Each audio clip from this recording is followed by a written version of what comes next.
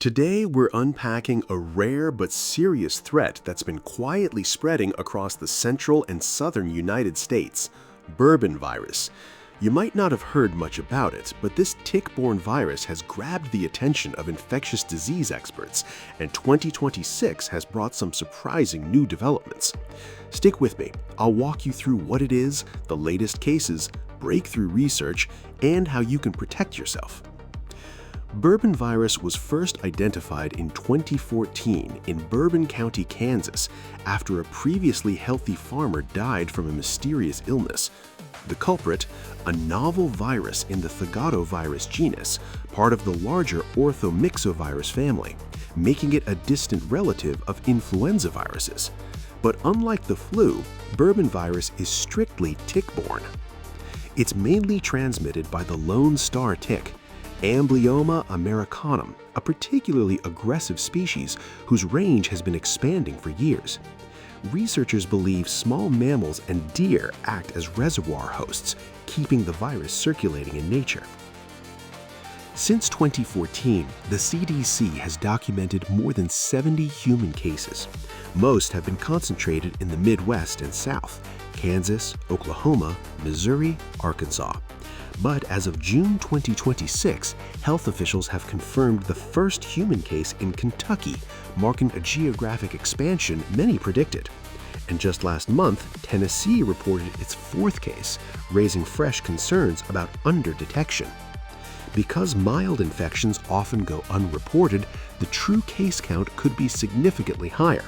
In fact, a 2025 serological survey of outdoor workers in Missouri found evidence of past Bourbon virus infection in nearly 1% of participants, suggesting many people recover without ever knowing they had it. Symptoms begin 2 to 10 days after a tick bite and can look a lot like other tick-borne diseases: sudden fever, crushing fatigue, muscle and joint aches, headache, nausea, vomiting, and sometimes a diffuse rash. What sets Bourbon virus apart on a blood test is thrombocytopenia, meaning low platelets, and leukopenia, low white blood cells, often raising the alarm for doctors. Most hospitalized patients require supportive care, but severe cases can progress to multi-organ failure. Among confirmed cases, the fatality rate hovers around 10 to 15%. Those who survive typically recover fully, though fatigue can linger for weeks. Diagnosing Bourbon virus is tricky. It requires molecular testing, RT-PCR on blood during the acute phase, or paired antibody tests weeks apart. These are only available through the CDC and a handful of state labs, but a 2025 study in the Journal of Clinical Microbiology introduced a multiplex PCR panel that can simultaneously detect Bourbon virus and its cousin Heartland virus, potentially speeding up diagnosis. Wider rollout is still in progress. There's still no FDA-approved treatment. Supportive care, fluids, pain relief, and intensive monitoring is the standard. However, the antiviral drug favipiravir has shown promise. In 2024, a mouse study demonstrated that favipiravir substantially reduced viral load and improved survival. A phase 1 safety trial in humans is now underway, with early results expected by late 2026. Another exciting avenue: monoclonal antibodies. The NIH has identified neutralizing antibodies from a survivor, and a team at Vanderbilt University Medical Center is engineering them for therapeutic use. It's still preclinical, but it's a development worth watching. Let's do a rapid-fire round of what's new in 2026. First, a vaccine candidate shows protection in mice. Researchers at the University of Texas Medical Branch reported in April 2026 that a single dose of a recombinant VSV-based vaccine protected mice from a lethal challenge. They're now seeking funding for further development. Second, the cellular entry mechanism has been unlocked. A May 2026 study from Washington University and St. Louis identified the host receptor Bourbon virus uses to enter human cells. This not only explains its tissue tropism, but opens the door to receptor blocking therapies. Third, climate-driven expansion.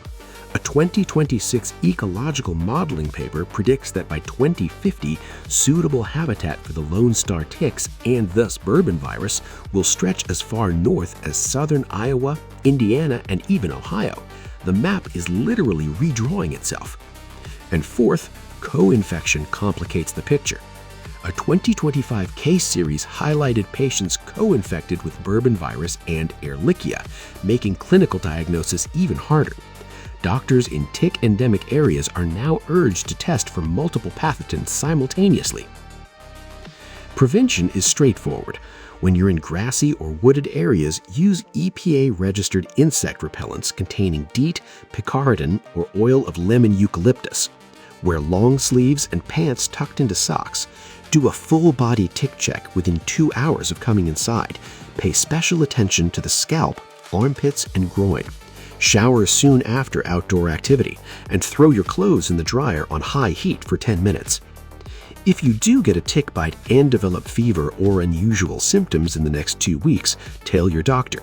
Mention tick exposure and the possibility of Bourbon virus. It could make all the difference. Bourbon virus is still rare, but it's expanding, and it can be deadly. The science is moving fast, from antivirals to vaccines, but right now your best defense is awareness and prevention. If you found this video useful, give it a thumbs up, share it with someone who spends time outdoors, and subscribe for weekly deep dives into emerging health threats. Thanks for watching, and stay safe out there.